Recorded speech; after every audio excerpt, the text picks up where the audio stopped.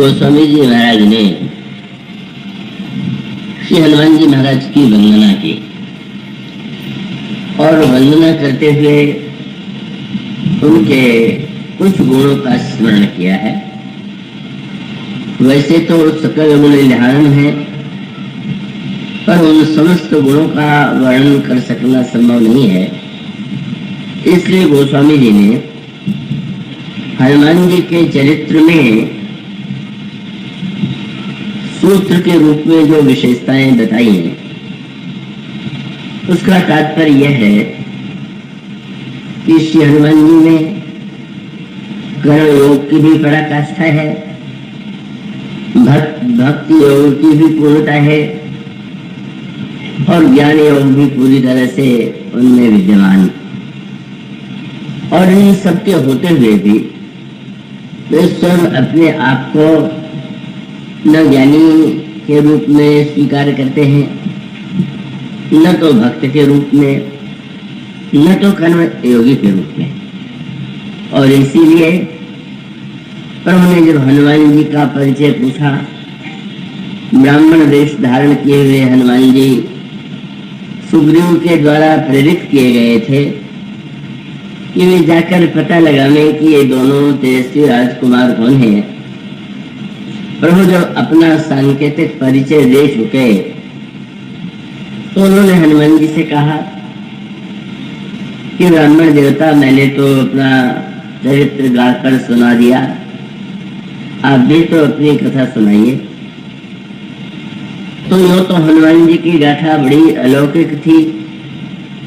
वे कह सकते थे कि जन्म के बाद ही मैंने छलांग लगा करके सूर्य को मुख में धारण कर लिया, मेरे ऊपर इंद्र ने वज्र का प्रहार किया तो वज्र मेरी ठोड़ी से लग करके चूर चूर हो गया, मैंने राहु को अपनी पूंछ के द्वारा दूर फेंक दिया। इस तरह से अनेक अलौकिक गाथाएं हनुमान जी के जीवन से, चरित्र से जुड़ी हुई थी। लेकिन जब प्रभु ने पूछा तो उन्होंने परिचय जिन शब्दों में दिया वो कैसे विनम्रता और निर्विमानता के प्रतीक है। उन्होंने यही कहा कि प्रभु मेरा परिचय तो थोड़े से ही शब्दों में है, एक मंद में, मुझमें तो बुद्धि का लेश नहीं है, मैं मंद हूँ। और मेरा हृदय अगर कोई कहे तो कुटिल हृदय, मैं ज्ञानी भी नहीं हूँ, अज्ञान। तो मनुष्य हनुमान जी स्वयं ज्ञान, भक्ति और कर्म की परिपूर्णता होते हुए भी स्वयं अपने आप को ज्ञानी, भक्त या कर्म योगी नहीं मानते। वे तो यही कहते हैं कि प्रभु कई जो मैंने परिचय बताए, इस परिचय से भी मुझे उतना कष्ट नहीं हुआ जितना आपके यह पूछने से हुआ कि तुम्हारा परिचय क्या। प्रभु जी यदि आपसे प्रश्न करे आप कौन है तो उसके लिए पूछना स्वाभाविक है, क्योंकि वह माया से ग्रसित है, मायाग्रस्त है। पर आप भी यदि जीव को भूल जाए और जीव से प्रश्न करें कि तुम्हारा नाम क्या है, तुम्हारा परिचय क्या है, तो इससे बढ़कर के तो मेरे लिए दुख और कष्ट की कोई बात नहीं। और इसका अभिप्राय है कि हनुमान जी में ज्ञान, भक्ति, कर्म और जिसे शरणागति कहते हैं, दैन्य कहते हैं, उसकी पराकाष्ठा है। और उनके द्वारा जो अद्भुत कार्य संपन्न हुए वह तो किसी भी पात्र के द्वारा इतिहास में न तो हनुमान जी से पहले किसी ने वह कार्य करके दिखाया था, हनुमान जी के बाद में भी उस प्रकार का सामर्थ्य किसी में सामने नहीं दिखाई देता। और प्रभु के लीला प्रसंग में उन्होंने जो अद्भुत कार्य, अद्वितीय अनोखे कार्य किए, वह श्री हनुमान जी के लिए ही संभव है। आइए उस प्रसंग की चर्चा जिस पर कल कथा चल रही थी, वहीं से उस श्रृंखला को जोड़े। सुग्रीव के रूप में जीव भोगों में डूब करके भगवान को भुला चुका है। उसे इस बात का ध्यान नहीं रहा कि उसे जनक नंदिनी सीता का पता लगाना।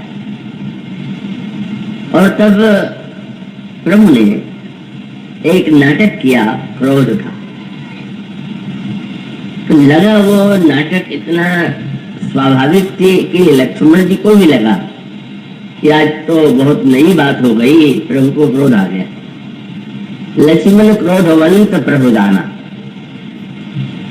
लेकिन प्रभु का उद्देश्य तो दूसरा था।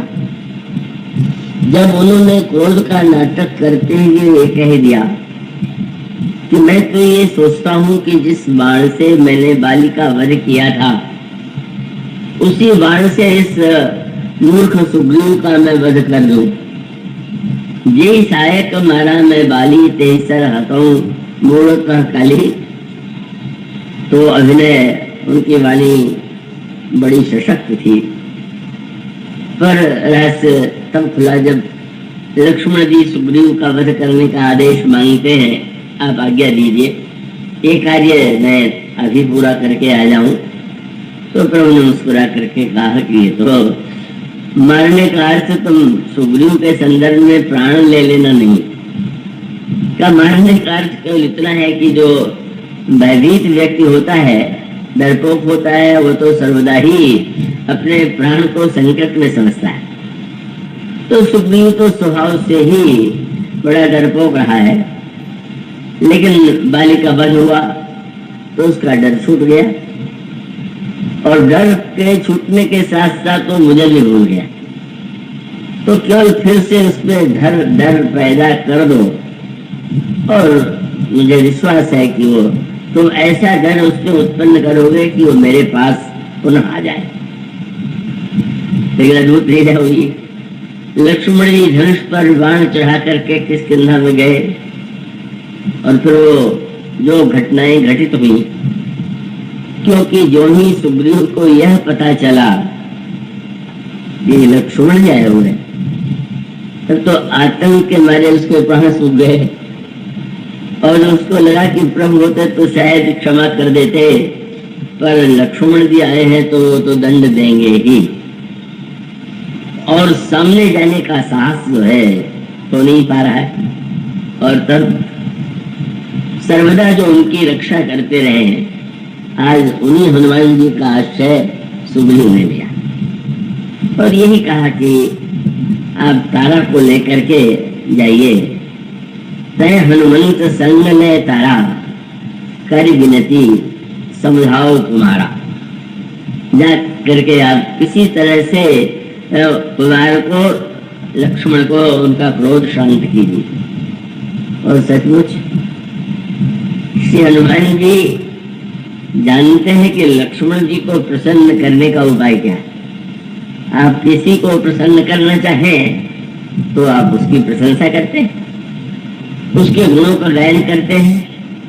लेकिन हनुमान जी ने क्या किया? तारा सहित जाई हनुमाना चरण बंदे, लक्ष्मण जी के चरणों में प्रणाम किया और प्रभु सुयस बखाना, भगवान राम के यश और गुणों का वर्णन करने लगे। उन्होंने कहा कि प्रभु श्री राम कितने सर्वज्ञ सर्वशक्तिमान होते हुए भी कितने उदार है, कितने क्षमाशील है, कितने करुणा में है। अब लक्ष्मण जी तो प्रभु के कीर्ति पताके के दंड है, उनको स्वाभाविक रूप से इतना आनंद आया। और हनुमान जी जब सुना रहे हो और लक्ष्मण जैसा सुनने वाला हो, तो लक्ष्मण जी तो भूल ही गए कि मैं क्या उद्देश्य लेके आया था। उनको तो याद ही नहीं रहा कि मुझे डराने के लिए भेजा गया। और वो और कुछ ये भी नहीं पूछा कि सुग्रीव कहाँ है, बुलाओ उसको, जरा मैं उससे पूछूं। हनुमान जी ने जब देखा कि लक्ष्मण जी तो पूरे रस में सराबोर हो गए हैं प्रभु के गुणों का श्रवण करके, तो आप उनसे प्रार्थना करते हैं आप पधारिए। और ये जो भक्तों की भाषा संकेत वो तो बड़े अनोखे होते हैं। हनुमान जी लेकर के आए और शब्द गोस्वामी जी के कितने अनोखे। कर विनती मंदिर ले आए चरण पखार। प्रभु ने हनुमान जी के लक्ष्मण जी के सामने ही ये कहा है कि हनुमान तुम तो लक्ष्मण से गुने प्रिय हो। पर हनुमान जी कभी इस भ्रम में नहीं पड़े, कभी उन्होंने नहीं माना कि मैं तो लक्ष्मण से दूना अच्छा हूं, इसलिए आपने चरण प्रक्षालन किया, चरण धो लिया और फिर बिना बोले ही अभी बोलने के लिए तो प्रभु की कथा सुनाई और अब जो है केवल संकेत की भाषा में बहुत कुछ कह दिया। क्या चरण पखारी पलंग बैठाए, शब्द बड़े चुने हुए, पलंग पर बैठा दिया। यो तो पलंग सोने की जगह है, बैठने की नहीं। और लक्ष्मण जैसा व्यक्ति जो कभी सोता ही न हो उसको पलंग पर बैठा देना, तब आगंबर बिछा देते, मृगी चरण बिछा देते, कुशासन बिछा देते, उस पर बैठने के लिए कहते तो स्वाभाविक था। पर हनुमान जी ने पलंग पर बैठा दिया और बिना कहे उन्होंने न जाने कितना कह दिया। क्या अभिप्राय था कि हनुमान जी जब पलंग पर बैठाते हैं तो उसमें निवेदन यही कि मैं जानता हूं कि इस किष्किंधापुरी में आपके बैठने योग्य कोई आसन नहीं, क्योंकि यहाँ तो सोने वाले रहते हैं। अगर मोह की रात्रि में सुग्रीव न सो गया होता और वो प्रभु को न भुला देता तो यही आप समझ सकते हैं कि जीव तो मोह निशा सब सो निहारा। और ऐसी स्थिति में कि हम कहाँ से आसन आपके योग्य रह रहे हैं, यहाँ तो गलत है। पर मानो बिना बोले भी यह प्रश्नोत्तर हो सकता था। तो अब तुम मुझे पलंग पर बैठा करके तुम क्या ये चाहते हो कि जैसे यहाँ लोग सोते हैं मैं भी आके सो जाऊं? संकेत ये था कि नहीं महाराज, आपको सोने वाला पलंग तो सुलाने वाला आज तक बना ही नहीं। आप तो जागृत अवस्था के साक्षात स्वामी हैं, लेकिन आपके पलंग से बैठने का अर्थ तो बहुत दूर तक उसे सुग्रीव समझ सकते हैं। क्या प्रभु कोई व्यक्ति बड़ी गहरी नींद आ रही हो और सोने के लिए आवे और कमरे में सांप दिखाई दे जाए और कहीं पलंग पर दिखाई दे जाए तो क्या कोई ऐसा ही हो सकता है कि जो सो सके? और इसका अभिप्राय क्या कि आप तो शेषा बता रहे हैं, जब एक मुंह वाले सांप से डर के नींद भाग जाती है तो आप जिस पलंग पर बैठ जाएंगे अब कोई नहीं सोएगा। आपके बैठ जाने से ही चैतन्य हो जाएंगे और आप तो जगाने वाले। निषाद रात को लक्ष्मण जी ने उपदेश देकर के यही कहा, जानिए तबन जीव जग जागा, जब सो विषय विलास विरागा, कोई विवेक मोह भ्रम भागा। का मानो जब व्यक्ति विषय वासनाओं से बच सके, मुक्त हो जाए, तभी सही अर्थों में उसे कह सकते हैं क्यों जग गया। मानो आप देखेंगे कि लक्ष्मण जी ने सुग्रीव को एक वाक्य भी नहीं कहा, कोई डराने की चेष्टा भी नहीं किया और बस इतना संकेत समझ करके लक्ष्मण जी और हनुमान जी स्वयं सुग्रीव को लेकर के जाते हैं। बाद में प्रभु ने एकांत में लक्ष्मण जी से पूछा, लक्ष्मण तुम डराने के लिए तुमने किस बाण का प्रयोग किया था? तो उन्होंने कहा, महाराज आपने कहा था कि मैंने जिस बाण से बाली को मारा था उसी से मारूंगा, और मैंने कह दिया कि नहीं ये कार्य मुझे आप कृपा करके दे दीजिए। लेकिन धन्य हनुमान जी, क्या बोले आपके बाण के द्वारा डरा ये तो समझ में आता है, लेकिन हनुमान जी ने तो बाण की कथा सुना करके ही वो कर दिया। वो बाण चला की वो न कटे, और यही बात तो थी। मैंने उन्होंने कहा हनुमान जी कथावाचक भी ऐसे है, अस्त्र के द्वारा सामने वाला डरे तो कोई आश्चर्य नहीं है, पर हनुमान जी ने तो वस्तुतः प्रभु की प्रतिज्ञा को मानो पूर्ण कर दिया। प्रभु ने जो ये कहा था कि जिस बाण से मैंने बाली को मारा था उसी बाण से वो सुग्रीव का वध करेंगे। और हनुमान जी की कथा का तत्व यही। गोस्वामी जी ने कहा कि यह पवन सुत हृदय विचारा, राम काज सुग्रीव विचारा, और निकट जाए चरणन शरणावा। सर्वत्र उनका चरित्र नोका, कथावाचक के चरणों में सोता प्रणाम कर दे। हनुमान जी ऐसे लगता है कि सोता को प्रणाम कर रहे। सुग्रीव के चरणों में जाकर के आपने प्रणाम किया। और फिर गोस्वामी जी कहते हैं, फिर कथा जब सुनाते हैं तो उन्होंने चारों विधि ते कई समझावा। हनुमान जी ने कथा को एक नया अर्थ और नया रूप दिया। भगवान की कथा ऐसी अनोखी है कि वो मनुष्य या व्यक्ति के जीवन की कोई ऐसी समस्या नहीं है कि जिसका समाधान राम कथा में ना।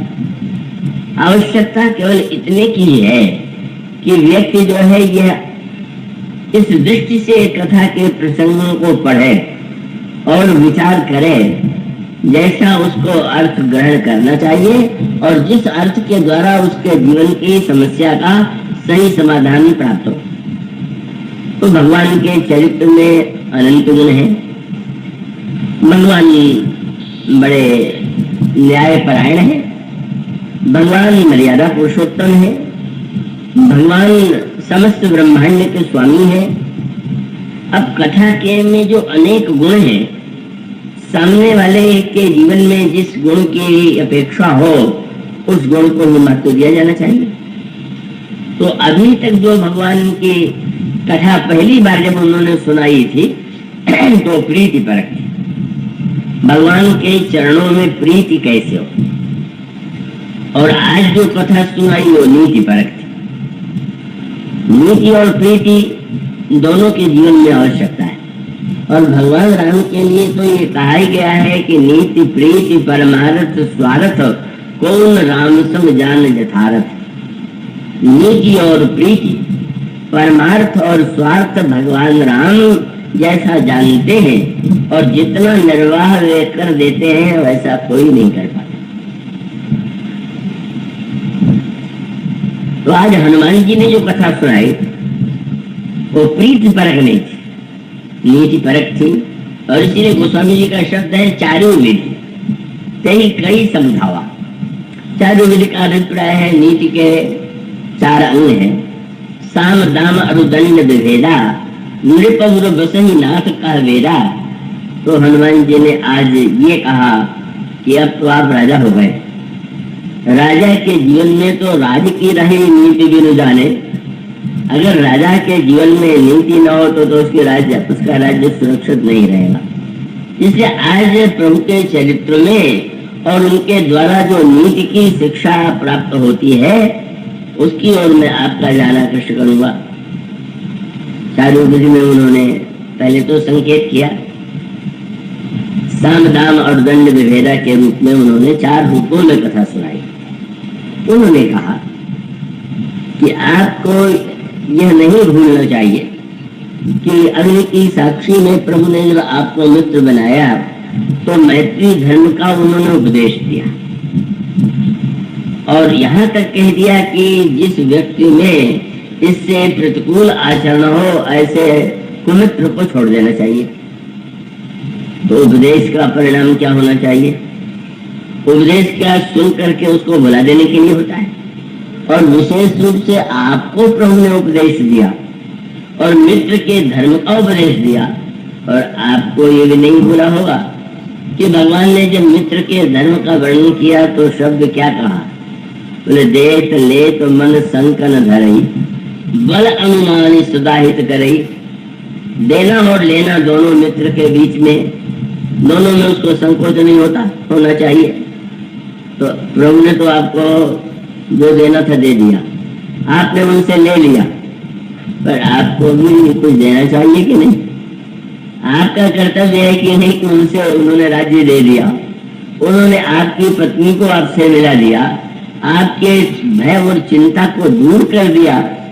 अगर प्रभु ने इस धर्म का निर्वाह किया तो अब आपका भी तो कर्तव्य था। कैसी विडंबना है। आपके दुख को सुनकर के प्रभु अपने दुख को भूल गए। प्रभु जनक नंदिनी के वियोग में व्याकुल थे, लेकिन जिस समय का आपने अपनी व्यथा, अपना चरित्र सुनाया, तो स्वामी जी ने कहा कि भगवान राम के आंखों में आंसू आ गया। सुन सेवक दुख दीन दयाला, फरक उठी तो विजा विशाला। ऐसे प्रभु जो अपना दुख भूल करके आपके दुख को मिटाने के लिए प्रस्तुत हो गए, आप सुख में डूब करके उनके दुख को भुला रहे हैं। क्या यही मैत्री धर्म है? क्या ही उपदेश का परिणाम होना चाहिए? और फिर उन्होंने दाम नीति की भी कथा कही। उनका जानते हैं आप, श्री राम कितने उदार हैं कि उन्होंने आपको किष्किंधा का राज्य दे दिया। केवल आपने ये कहा था कि मैं सीता जी का पता लगाऊंगा। सुग्रीव ने ये कहा था कि प्रभु सब प्रकार करिहो सो काई, यही विधि मिली जानकी आई। आपने केवल आश्वासन दिया और राज्य दे दिया, और वचन पूरा कर देंगे तो क्या दे देंगे। अब सोचिए तो आपको बहुत बड़ा लाभ होने वाला है। दाम नीति से भी लोभ दे दिया कि नहीं, आपको बहुत बड़ा लाभ होगा अगर आप सीता जी का पता लगाएंगे। और फिर कथा में वेद नीति का, और वेद नीति यही कहा कि प्रभु तो नीति तो परायण है, दोहार में वो आचरण में राजनीति का परित्याग नहीं करते। और आप देख लीजिए, क्या आपको राजा उन्होंने बनाया, लेकिन परंपरा आपका पुत्र राज्य का उत्तराधिकारी नहीं बनेगा। प्रभु ने अंगद को राज्य बना दिया। इसका अर्थ है प्रभु बड़े दूरदर्शी राजनीतिज्ञ हैं कि ये अगर मैं कल सुग्रीव के पुत्र को ही राज्य दे दूं तो ये अन्याय भी है।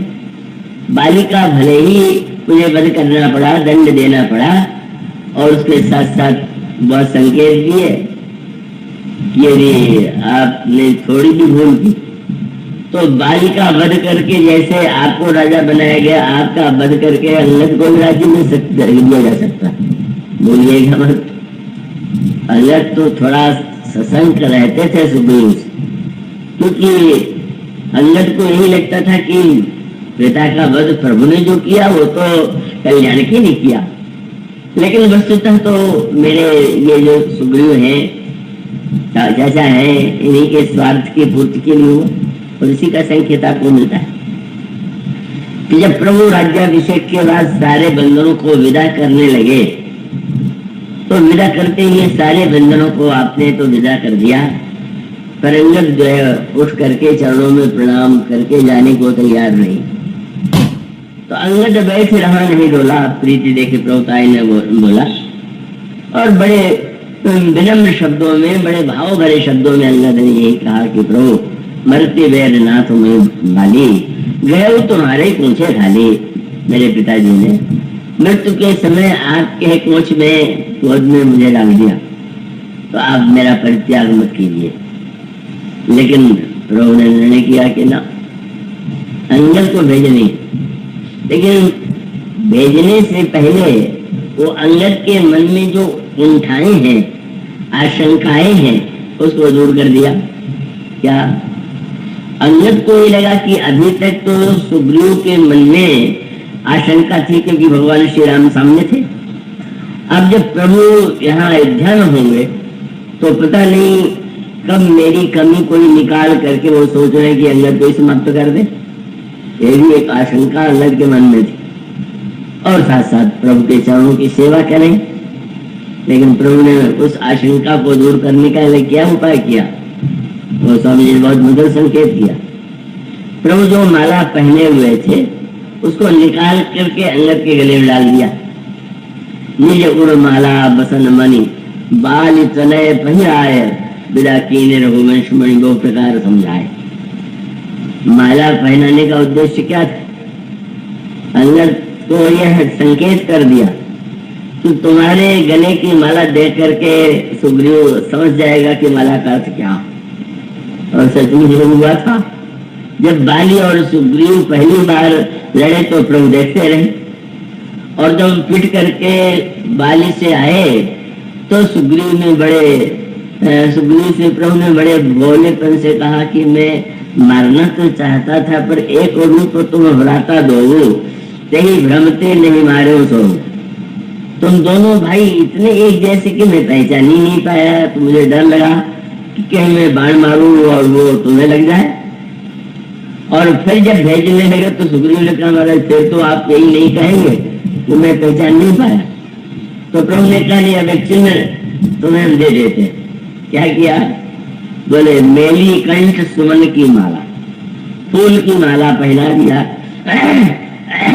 अब हम पहचान जाएंगे, जिसके गले में सुमन की माला है वो सुग्रीव है, और जिसके गले में सुमन की माला नहीं है वो बलि। जिसका मन पवित्र है, सुंदर है, और मेरे प्रसाद को जो कंठ में धारण करता, और अंगद के गले में सुमन माला के स्थान पर मणि की माला पहना दिया। क्यों? बोले फूल तो मुरझा भी जाता है, लेकिन मणि माला तो कभी मुरझाने वाली नहीं। और तुम्हारे गले में माला देख करके तुरंत सुग्रीव को याद हो जाएगा कि अगर मैंने अंगद को कंच मात्र कष्ट पहुंचाया तो वही दंड जो बाली को मिला मुझे मिल जाएगा। मानो प्रभु का इस तरह से उन्होंने कहा कि ये तो प्रभु की राजनीतिज्ञता है कि उन्होंने अंगद को युवराज बनाया।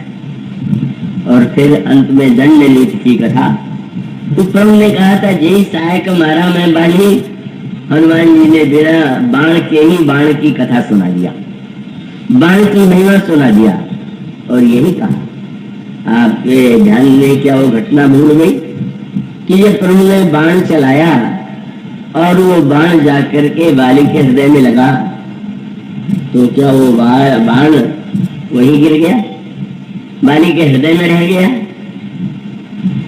सुग्रीव ने कहा नहीं, वो तो लौट करके प्रभु के तर्कस में आ गया। और तब उन्होंने व्याख्या बदल दी।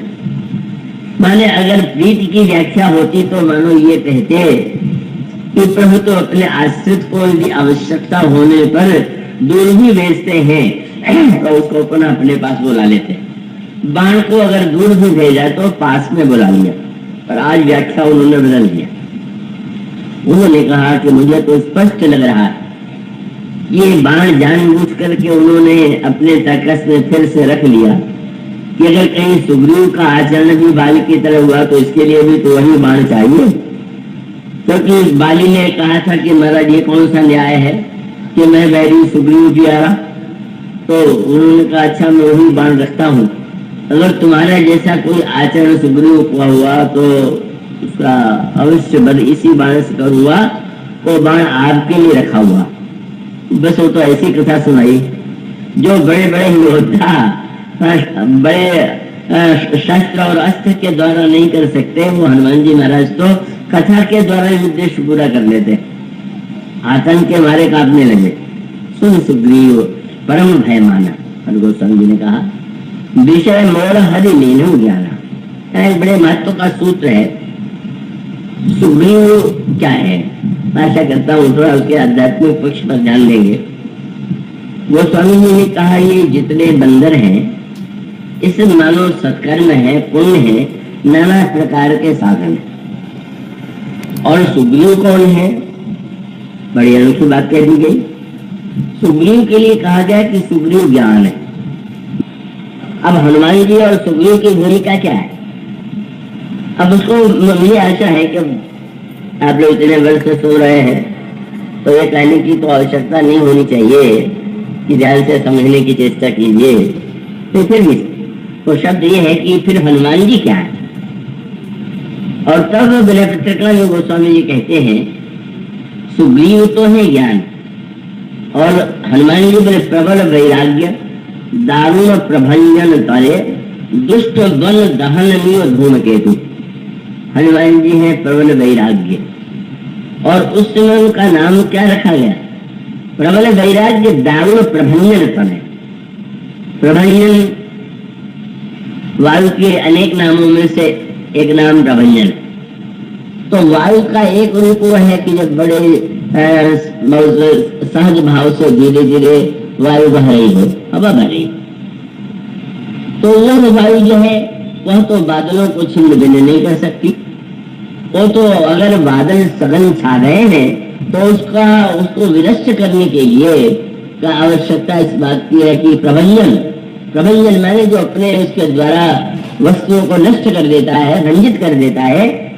और इसका मूल तात्पर्य यह है कि ज्ञानवान हो जाना ही जीवन में श्रेष्ठ नहीं है, जब तक कि व्यक्ति के जीवन में वैराग्य हो। और इसका अभिप्राय कि हम जान तो सब लें, पर जानने के बाद हमारे जीवन में आचरण बिल्कुल उल्टा हो। ज्ञान का अभिप्राय है संसार के नित्य अनित्य का विवेक, क्या मिथ्या है, क्या सत्य है, क्या नित्य है, क्या अनित्य है। और जान लेने का फल ये है कि जो अनित्य है उसका त्याग कीजिए और जो नित्य है उसको स्वीकार कीजिए। अब अगर व्यक्ति ज्ञान के नित्यानित्य के बाद भी आचरण में अनित्य को ही पकड़ने की चेष्टा करे, इसका अर्थ है कि उसका ज्ञान जो है वो वैराग्य रहित होने के कारण का वो सुरक्षित नहीं रह सकता। अब दो दृष्टियों से विचार कीजिए। हनुमान जी वैराग्य, और मानो सुग्रीव में जब वासना के कारण का वासना में डूब गए तो वस्तुतः वैराग्य की आवश्यकता थी। और वैराग्य रूप हनुमान जी अपने उपदेश के द्वारा, अपने प्रवचन के द्वारा उनके अंतःकरण के उन पर ऐसा उनके द्वारा प्रयोग किया जाता है कि वो सचमुच वासना से मुक्त हो गए। और अगर साहित्यिक भाषा में ये कहें कि वो तो सूर्य के अंश से सुग्रीव का जन्म हुआ और हनुमान जी है पवन के पुत्र। जब सुग्रीव के रूप में सुग्रीव पर ज्ञान पर बादल छा गया तो वैराग्य के प्रभंजन पवन पुत्र हनुमान ने शल्य बंद कर दिया और ऐसी कथा सुना दिया कि सुनने के बाद फिर उन्होंने फिर उसके बाद आप सुग्रीव के चरित्र में कंचमात्र दोष नहीं पाएंगे। यह इसका संकेत करने के लिए है हनुमान जी की भूमिका जिस प्रसंग में जैसी आवश्यकता होती है हनुमान जी उसी रूप में सामने आते हैं। तो अगर हनुमान जी कभी दूत के रूप में, कभी भगवान से मिलाने वाले के रूप में है और कभी हनुमान जी वैराग्य उत्पन्न करने के लिए, हनुमान जी राग भी उत्पन्न कर सकते हैं और वैराग्य भी उत्पन्न कर सकते हैं।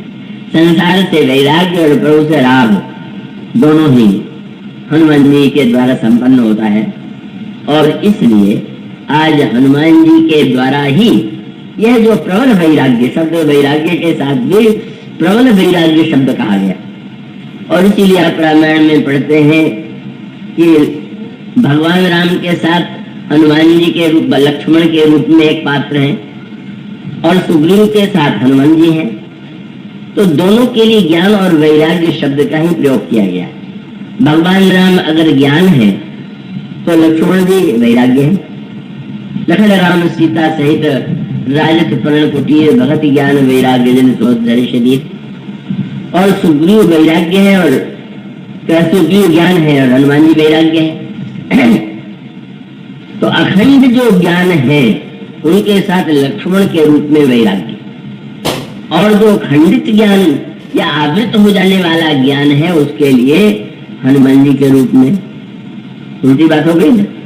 भगवान राम का उनका ज्ञान तो नित्य है, इसलिए वहां पर वैराग्य के बहुत प्रबल होने की वो तो नित्य है ही है, सहज वैराग्य है।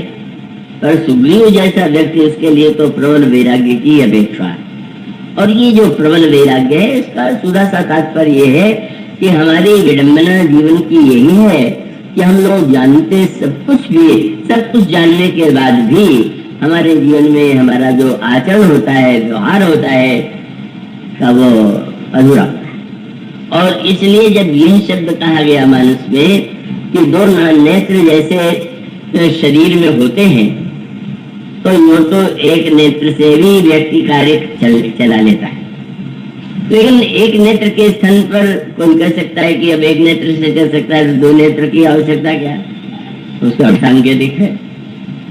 एक और है दैत्यों के गुरु शुक्राचार्य जी और दूसरी ओर देवताओं के गुरु है बृहस्पति। बृहस्पति महान ग्रह है, बड़ी उनकी महिमा है। और शुक्र का अपना स्वरूप है। आकाश में यदि आप देखेंगे तो यद्यपि शुक्र की अपेक्षा बृहस्पति की विशालता बहुत अधिक है, पर बृहस्पति और सूर्य दोनों के तो आकाश में देखें तो बृहस्पति का कम प्रकाश आपको दिखाई देगा और शुक्र बहुत चमकता हुआ दिखाई देगा।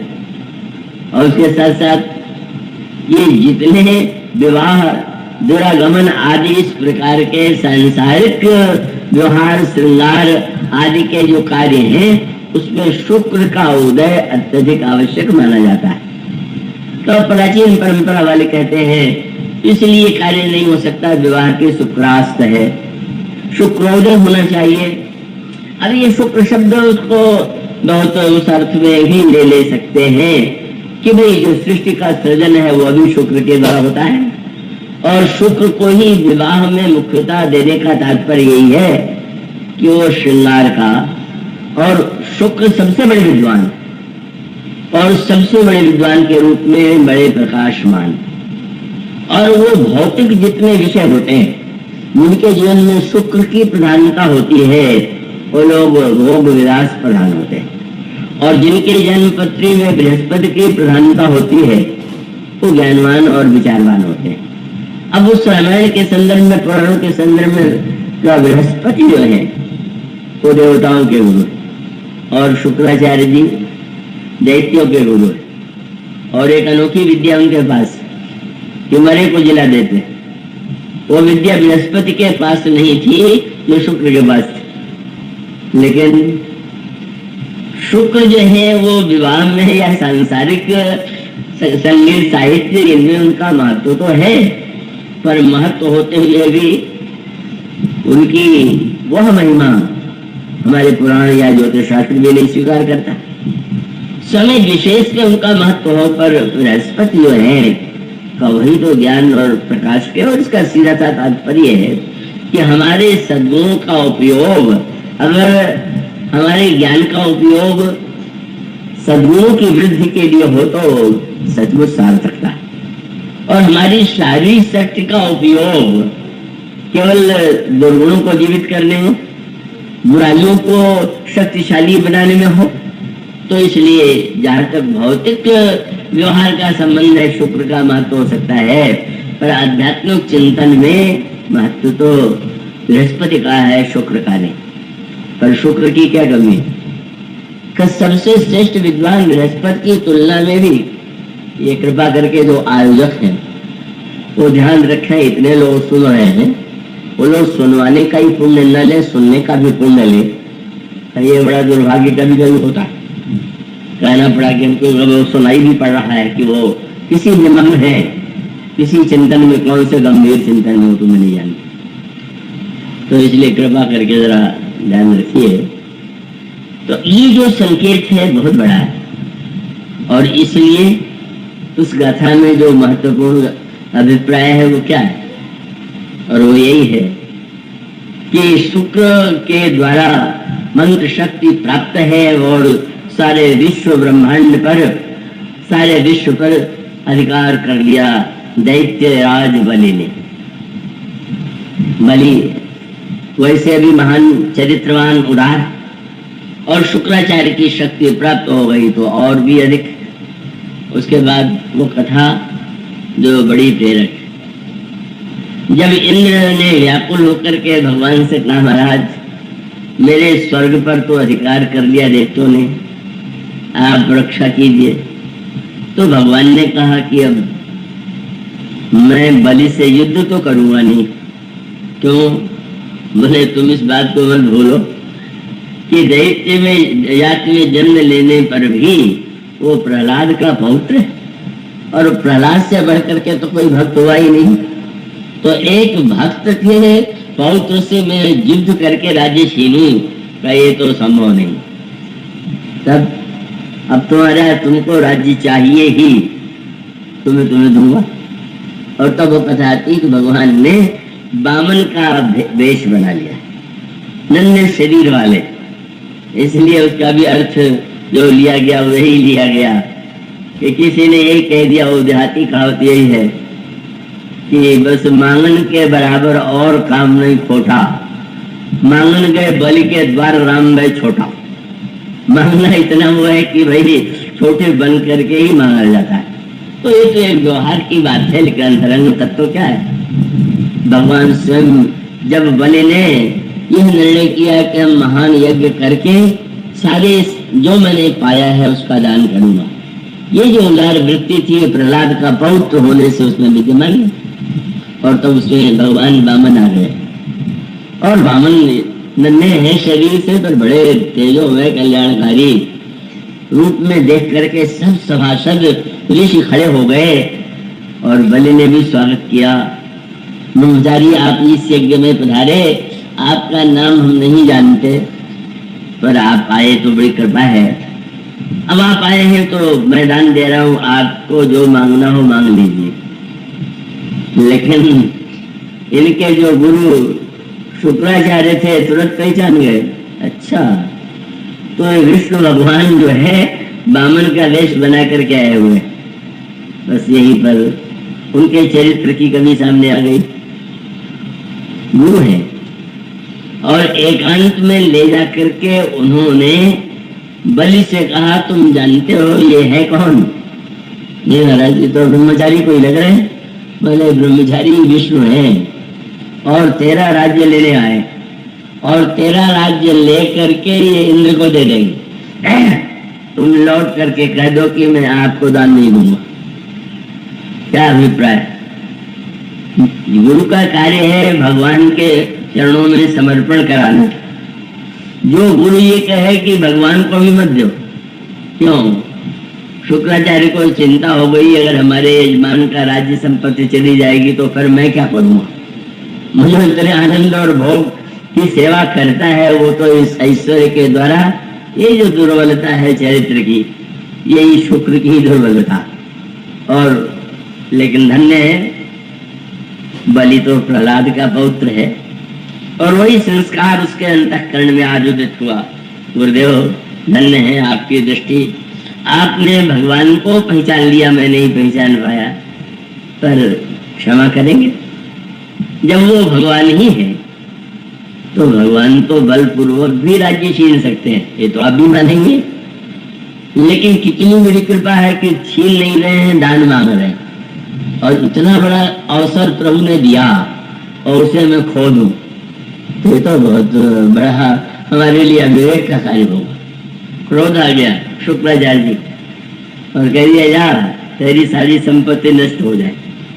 ये माँ बाप भी कभी कभी अपने बच्चों पर जब नाराज होते हैं तो यानी कितने शाप दे देते, पर वो मन से नहीं देते हैं। दे तो दिया, लेकिन बलि का विवेक यही था कि बलि ने कहा कि महाराज आपके मुख से भी वही निकला जो होने वाला। आप चाहते थे मेरी संपत्ति बचाना, पर आपने भी तो शाप दे दिया। पर शुक्राचार्य जी को लगा कि नहीं, बचाना तो है। और तब बस उन्होंने, चतुराई की कमी है कि यज्ञ के दान के पहले संकल्प बोला जाता है, और संकल्प बोलने में जल और कुश हाथ में लेकर के अक्षत या सुपारी लेकर के बोला जाता है। तो जब दान का संकल्प बोला जाए तो अगर कमंडल से जल की धारा गिरे ही नहीं तो परिणाम होगा कि आगे चल करके वो अवसर नहीं आएगा। वो भूल गए कि जीव जो दान लेने वाला संकल्प है वो अलग है, पर जब भगवान ही लेने का संकल्प करके आ गए, एक तो जीव का अपना संकल्प होता है, कभी पूरा होता है कभी नहीं होता, पर जब भगवान ही कोई संकल्प कर ले तो भला उसे कौन टालने वाला है? तो दुर्योधन ने यही कहा कि मैं तो कभी नहीं हार सकता। तो पांडवों की सेना का स्वामी तो धृष्टद्युम्न है जो अमर नहीं है, और हमारे पितामह जो हैं उनको तो इच्छा मृत्यु का वरदान है। इसलिए जब उनको इच्छा मृत्यु का वरदान है तो मरेंगे ही नहीं, पर उसे पता नहीं था। ये इसका दुर्भाग्य था, और दुर्भाग्य ये था कि उसको ये तो पता था कि इच्छा मृत्यु भीष्म को वरदान तो मिला हुआ है, पर इच्छा कराने वाले तो उधर खड़े, वो उधर से जब चाहेंगे इच्छा करा देंगे। और सचमुच 10वें दिन भगवान ने ही भीष्म कोई के मन में इच्छा आ गई कि क्या मैं कर रहा हूँ, क्या मैं अन्याय की ओर से लड़ रहा हूँ, इतने योद्धाओं को मार रहा हूँ, कैसे अच्छा है कि जीवन चला जाए। यही ईश्वर का जब कोई संकल्प होता है कोई भी उसे रोक नहीं सकता। और इसलिए फिर उसके बाद उपाय क्या सोचा, बोले बस जल की जो टोटी है उसी में बैठ जाए। और बैठ गए। मुस्कुराते हुए वामन भगवान ने जब कमंडल का जल डालना चाहा तो जल निकल ही नहीं रहा। और तब बड़ा खेल किया भगवान ने। कुछ पूजा कराने के लिए बलि तो ले आए थे, भगवान ने वही कुश उठा लिया। और आपने देखा होगा कुश का जो अगला भाग होता है वो बड़ा नुकीला होता है। और इसीलिए संस्कृत में और शुद्ध हिंदी में भी किसी की बुद्धि को पैना अगर कहना चाहे तो पैनी बुद्धि न कह करके कहते हैं इनकी कुशाग्र बुद्धि है। जैसे कुश का अगला बड़ा पैना कुशाग्र बुद्धि, तो भगवान ने वो कुश का प्रयोग किया।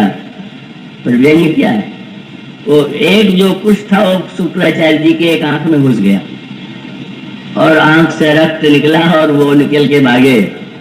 संकल्प पूरा हुआ, वो तो जो भगवान चाहते थे वो तो हो नहीं था। लेकिन बाद में शुक्राचार्य जी ने कहा महाराज ये आपने मुझे एक आंख वाला बना दिया। अशुभ मान लेते हैं लोग, अशुभ शुभ का प्रश्न केवल ले तो एक व्यवहारिक मान्यता की बात हुई, ऐसा क्यों किया? तो प्रभु ने कहा कि सच बात तो यही है कि ज्ञान और वैराग्य की दो आंखें चाहिए। ज्ञान वैराग्य नैन और गाड़ी। तुम्हें ज्ञान तो पक्का था, मुझे पहचान लिया, पर ज्ञान होने पर भी तुम शिष्य को भक्ति और समर्पण के स्थान पर लोभ और वचन मिटाने की शिक्षा दे रहे हो। तो मैंने समझ लिया इसकी ये नकली आंख है, वैराग्य तो है ही नहीं है, इसी को फोड़ देना चाहिए। मानो वैराग्य रहित ज्ञान शुक्र का ही प्रतीक। इसलिए भगवान राम में यदि अखंड ज्ञान है तो लक्ष्मण के रूप में वैराग्य उनके निरंतर सेवक। और अगर सुग्रीव ज्ञान है, यह विचलित होने वाला ज्ञान है, तो इनके लिए भी वैराग्य की आवश्यकता थी। और यह वैराग्य की भूमिका हनुमान जी के द्वारा आज संपन्न हुई। हनुमान जी ने कथा के द्वारा ही, तो वस्तुतः कथा का दो फल है, वैराग्य और राग। तो विषयों से वैराग्य हो जाए और भगवान के चरणों में राग हो जाए। हनुमान जी की कथा इसी रूप में है। जब वो जनक नंदिनी सीता को कथा सुनाते हैं तो राग की कथा सुनाते हैं। रामचंद्र गुण वर्णन लागा, सुनते ही सीता कर दुख भागा। ऐसी मधुर कथा, अनुरागमयी कथा। और सुग्रीव को कथा सुना करके वैराग्य उत्पन्न कर दिया। परिणाम यह हुआ ज्ञान के बाद सूर्य पर जो बादल वासना का छा गया था मिट गया और तब सुग्रीव भगवान की शरण में पहुंच जाते। उसके बाद अब जो प्रसंग आता है उसमें हनुमान जी की इतनी विलक्षण भूमिकाएं आती हैं। कृपया उसे थोड़ा सा भूमिका के रूप में एकाग्रता से उसे ग्रहण कर लेंगे कि अंतोगत्वा जो कार्य करना है वो सीता जी का पता लगाना है। और सीता जी का पता लगाने के लिए सारे बंदरों को आदेश दिया गया कि आप लोग सीता जी का पता लगाने की चेष्टा कीजिए। आश्चर्य है, जटायु जी ने भी बताया था कि रावण हरण करके ले गया। सुग्रीव को भी पता था कि वह राक्षस जो रावण ही रहा होगा लंका क्यों ले गया। सारे बंदरों को 10 दिशाओं में भेजना इसकी क्या आवश्यकता है? ये साधना का तत्व है। इसका सूक्ष्म रूप ये है, मैं आशा करता हूँ थोड़ा सजग होकर समझेंगे कि अगर मनुष्य के जीवन में साधना की प्रवृत्ति को जागृत रखना है तो साधना की प्रवृत्ति के लिए आवश्यक है कि मनुष्य के जीवन में 2 बातें पूरी तरह आ जाए। क्या? अगर एक बात यह व्यक्ति के जीवन में आ जाए, जैसे कई लोगों के आ जाती है, यार भाई जो कुछ होगा भगवान करे, तो यह वृत्ति अगर आ गई कि भगवान ही सब कुछ करेंगे, यह भी सिद्धांत है। और परम सिद्धांत तो यही कि सब कुछ करते हैं वो भगवान ही करते हैं। लेकिन अगर साधक के जीवन में यह धारणा आ जाएगी तो साधन कैसे करेगा? साधन करने की प्रेरणा ही नहीं होगी। भगवान बड़े कृपालु हैं, भगवान भी सब कुछ करते हैं, मुझे कुछ करने की आवश्यकता नहीं। और साधन का अर्थ करिए। करिए माने साधन और कृपा, ये दोनों विरोधी नहीं, दोनों की आवश्यकता है।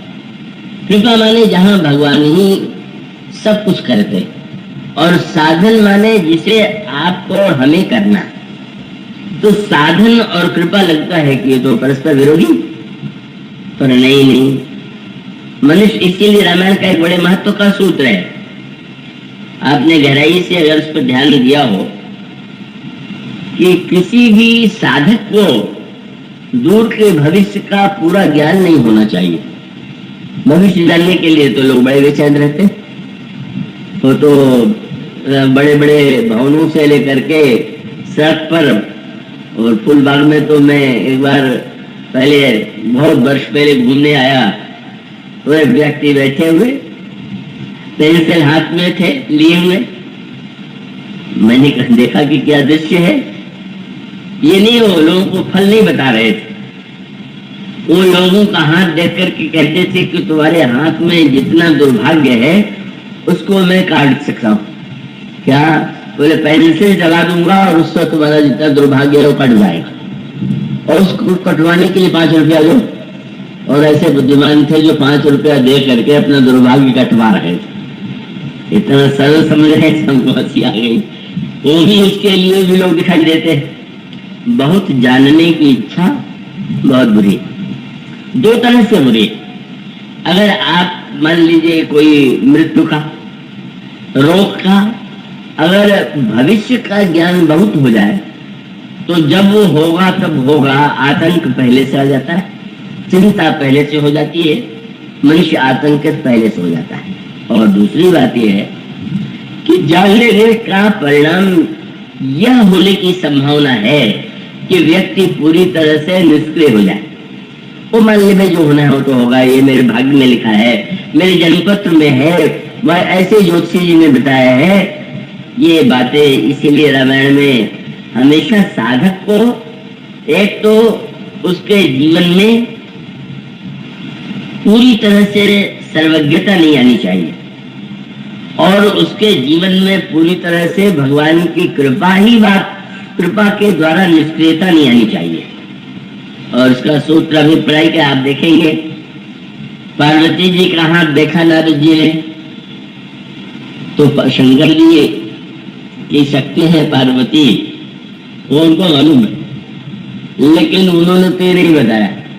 हिमालय पूछते हैं मेरी कन्या का भाग्य कैसा है, तो बोले तुम्हारी कन्या तो बड़ी गुणवई है, एक नाम सूर्य संसारा, तीसरी पतिव्रता सिधारा, सुता सुलक्षण कबस, तुम्हारी पुत्री तो बड़ी सुलक्षण है। लेकिन अब सुनो जी, अब अवगुण विचारी 2-4 जो कमी है मैं बता दूं। महाराज कमी क्या है? बोले ये तो बहुत अच्छी है, लेकिन इसको जो वर मिलेगा वो अगुण, अमान, मातु पितु हीना, उदासीन सब संशय छीना, जोगी जटिल अकाम मन, नगन अमंगल वेश, अस्वामी यही कह मिली परिहस से। इसके हाथ में ऐसे लिखा है कि इसका जो वर होगा वो अगुण होगा, अगुण रहित होगा, मान रहित होगा, स्वाभिमान होगा ही नहीं, और माता पिता भी इसके नहीं होंगे, और बिल्कुल निर्लज्ज होगा, घर भी रहने के लिए नहीं होगा। अब मैना हिमालय ने सिर पीट लिया कि कन्या भाग्यवान क्या होगी, जब ऐसा पति मिल जाए तो क्या आवश्यकता थी। कह देते कह रहे नहीं, ये तो तुम्हारी कन्या तो साक्षात भगवान की शक्ति है, और ये तो निरंतर शिव के अर्धलिंग में निवास करने वाली है। उसका सूत्र ये, मानो उतना बताने के बाद उनका उद्देश्य दूसरा था। अब व्याकुल हो गए, महाराज ये तो बड़ा अनर्थ है, क्या करें? तो एक उपाय क्या, वे जितने वर के दोष मैंने बताए ते सब शिवपह मैं अनुमाने, ये सारे दोष शंकर जी में है। और शंकर जी की विशेषता ये है कि शंकर जी से स्वीकार कर लें तो अवगुण विगुण हो जाए। तो अगर किसी तरह से तुम्हारी कन्या का विवाह शंकर जी से हो जाए तो बस इससे बढ़िया बात क्या होगी। लेकिन विवाह तो तब होगा कि जब तुम्हारी कन्या तपस्या करे,